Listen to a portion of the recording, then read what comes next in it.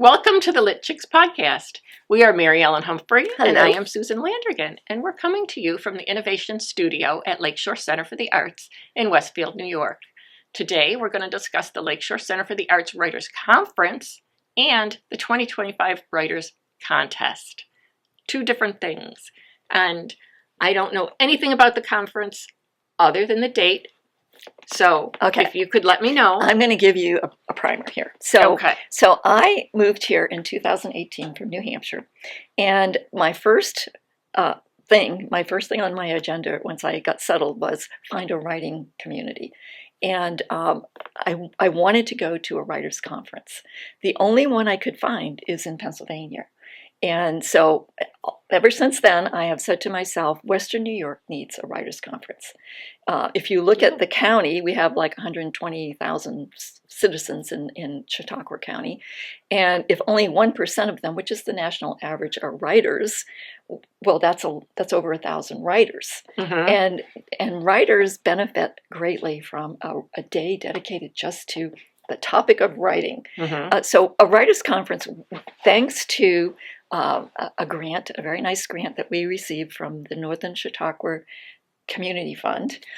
We at the Lakeshore Center for the Arts are going to present the first annual Western New York Writers Conference October 11th this fall. Uh-huh. So mark your calendar, October 11th. We aren't posting the details yet because we're still working on them. Mm-hmm. But soon, and within the next couple of months, we'll have the details on our website. So on the website? Yes. And we'll talk about it too. We'll put it out there. Mm-hmm. But this Writers' Conference will be a one-day event here at the Arts Center.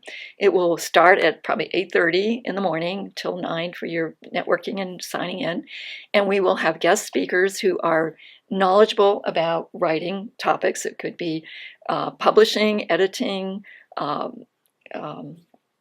an agent. I want to have an agent here to explain that process for people who want to do mainstream publishing. We'll have self-publishing people. We'll have anything and everything you can think of that will help you, as a writer. The day will be packed full. In the morning and the afternoon will be workshops and guest speakers. And the whole goal is for you to come as a writer, to network with other writers, to go away at the end of the day feeling that you are enriched by what you experienced. Mm-hmm. You have learned things that you didn't know. You've made acquaintances with resources that will be helpful to you. You've made writer friends.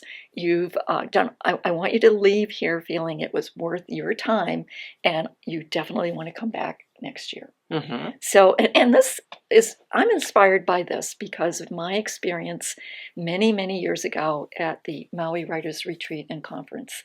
Now, granted, Maui is going to be good no matter what happens there, mm-hmm. right? But the conference was, I left that conference feeling like I had taken at least a year off my writer's learning curve, that I left with information that helped me advance what I was doing. And I thought this needs to be done everywhere. We need to have a community that supports us as writers. Mm-hmm. And there's so many changes going on in the writing world today, talk about AI and talk about all this stuff. And it's going to be a day worth your time. Mm-hmm. And it's going to be fun. You're going to have a chance to, if you're already an author, we're going to have tables where you can display your books. If you want to sell them, you can display them. We're going to have opportunities for networking. We're going to have lots of door prizes. And one of the prizes is actually going to be a sponsor who's going to provide a free cover design. Nice. So if you have a book, this person's going to provide that for you. So are you going to break for lunch, or? We're going to have a catered lunch that will be included in the cost of the conference. We're going to keep the cost as low as we can. A lot of times a conference like this runs over $100. So what I'm looking for is something much less than that. And in fact, if you are a member of Lakeshore Center for the Arts, which memberships start at $35, I want it to be... That's a yearly membership. A yearly membership. Mm-hmm. Then I'm looking at possibly even making it free. I can't promise that, but as low as it can be mm-hmm. for those who are members. Because the Arts Center is providing our home for this writing program. Mm-hmm. And we have Yes. these resources like this studio where we're doing our podcast. Mm-hmm. This is provided by Lakeshore Center for the Arts, Mm-hmm. the state of the art, like lights that make us look better and all this kind of stuff, and all of this equipment. And you can do all kinds of things here. You can create videos for YouTube. You can we even have people who have done recording their own books for audiobooks. That's nice. Which is on my list of things. I have a book, Norm Bager, that I want to narrate into an audiobook.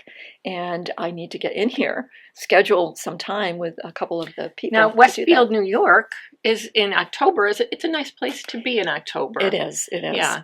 And it's a nice place to be all year. It is. Yes. It is. Yeah, especially summertime. The village of Westfield, I'll put a little plug in there. It's a wonderful downtown with lots of places to eat, lots of little shops to visit.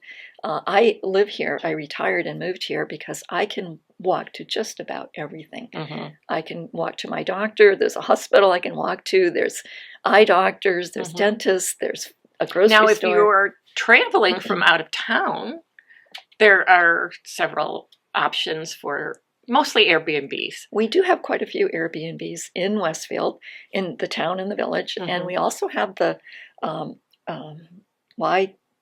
YWCA that has, I don't know if it's 5 or 6 rooms that they do there's a few of them, Yeah. and they're on the second floor of the Y, which is right across the street from the Art Center. Yes.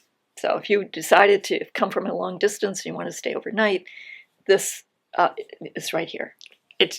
And we have plenty of right parking. Across the street. We have plenty of parking here as well. Mm-hmm. We visualize this as the Western New York Annual Writers Conference.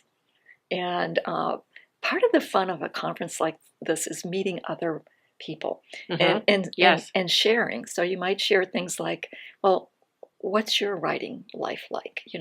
I had a friend once she was wonderful. She was writing a column every week, and she was writing these wonderful stories. But she would get up at 4 o'clock in the morning and write until 6 o'clock, and then she ran a hotel. And she was my age at the time that I am now. So it's dedication. I admired that, And then there's other people who only, kind of like me, I have to be inspired. Mm-hmm. A story has to say, write me, and then I sit down and write it. Mm-hmm. And I tend to do more of that in the winter than in the summer. Yes. So talking with other people about, what did they do to make their writing space and their success, and how did they publish? We're going to have workshops for those who want to do mainstream publishing, but also what I call books from the heart, books that maybe you want to put a family history together, and you want it to be really nice, or you want to tell a story that might not be a commercial story. And a lot of times we think our stories are commercial, and they're not, because there's so many books out there. And what makes a book commercial? Well, you'll find out about that at this writers' conference. So it's very exciting. And thanks, as I said, to the Art Center for providing the space, but also what did I call them? The Northern Chautauqua Community Fund for providing a grant so we can really make this work. Hopefully it will be the first one of future annual writing conferences, and I'm very excited about it. So in conjunction with this writing program that we have here, we also have our second annual short story contest, which is going on right now. And if you go to Lakeshore Center for the Arts website, you can see how to submit your story. There's a link there. We're looking for fiction, nonfiction, and poetry. There's going to be 3 winners, but not in each category, just 3 winners, independently judged by, so no one knows who wrote what. It'll be a blind judging. We have a very nice crew for judging, and there'll be awarded prizes for the top 3 winners. And we will once again do a physical anthology book, which will have the winners and the honorable mentions in it. And so first, second, third, and honorable mentions, and in each category. In each category, yes. And there will be there is a $10 fee to submit your story, and that is a fee that covers the cost. It isn't a fee that we're making any money on. In fact, it probably doesn't cover the cost. By the time we print the books and mail them to everybody, and it's just basically helping to cover the costs. But I want to say, if somebody's a student or somebody's a senior citizen who even $10 is too much, contact me. My email address is there. Contact me, and we'll make sure you'll be able to enter this contest. I'm excited about it. It's our second one. We learned a lot from the first one, so we're doing it a little bit differently. And here's the thing. A lot of these contests out there have been around for years and years, like Writer's Digest. They get thousands of entries. We don't get thousands of entries. We're a lot smaller pool of entries, so don't be afraid to enter. You have a much better chance to place in this contest. And so I want to encourage you, don't think it's just going to be lost in the shuffle of, thousands and thousands of people sending stuff. So last year, for the last year's contest, I submitted 2 stories and 2 poems. Yes. And I'm planning on doing that again this year. Very good. I welcome you to do that. I think we had some wonderful stories, including yours, that were submitted last year. And I always look forward to reading. I read all of them myself and look at what the judges are doing. And it's always interesting. And you can even... So you're not going to be a judge this year? Well, I'm kind of the final judge. So the judges okay. will score it, and then I'll get their scores and kind of view them and see, okay, is that making sense? And so I kind of am a judge, but it's more like this is the final decision. And because last year it was difficult in the writers group. If we wanted to go over something we wrote, then I'm sitting there, because I don't want to know who wrote what. So that's why I don't want to be the actual judge. But I will be putting it together at the end and announcing and sending out the awards and so forth. And so I do want to encourage people to be comfortable with submitting. So mark your calendar, October 11th, Writers Conference, Western New York Writers Conference. So I'll welcome people from far and wide, even those in Erie who won't go to the other one, come to this one, it'll be different. And look at the contest and send us your work. It's a great way, a contest is a great way to hone your skill, because when you know somebody's going to read it, you want it to be the best. So, and I'm looking forward to it because I have never been to a writers' conference before. Well, so my goal is for you to say, I'm so glad I came. I'm coming next year. Yes. Okay. So we're going to go on to our word for the day, which is vulnerable. A person described as vulnerable is someone who is easily hurt or harmed physically, mentally, or emotionally. Vulnerable can also describe a person, group, or thing open to attack, harm, or damage.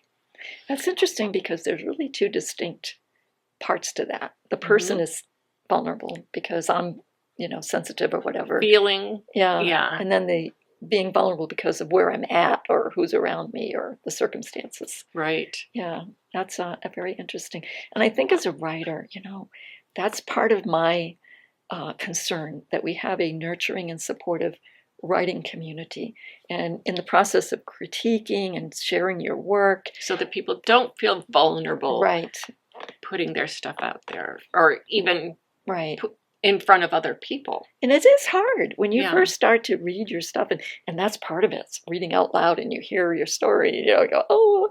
So what I always encourage is find the good things in whatever it is, the story, because there's always good things. In the process of writing, I have my vision of what I've written, and I read it to somebody, and you have your vision. But I think your vision is going to be what I see, but it's not. It's going to be what always, you see. No. So to be a successful communicator, which is what writing is, communicating, it's important to have feedback to see, are you really successfully conveying that story or whatever it is that you want?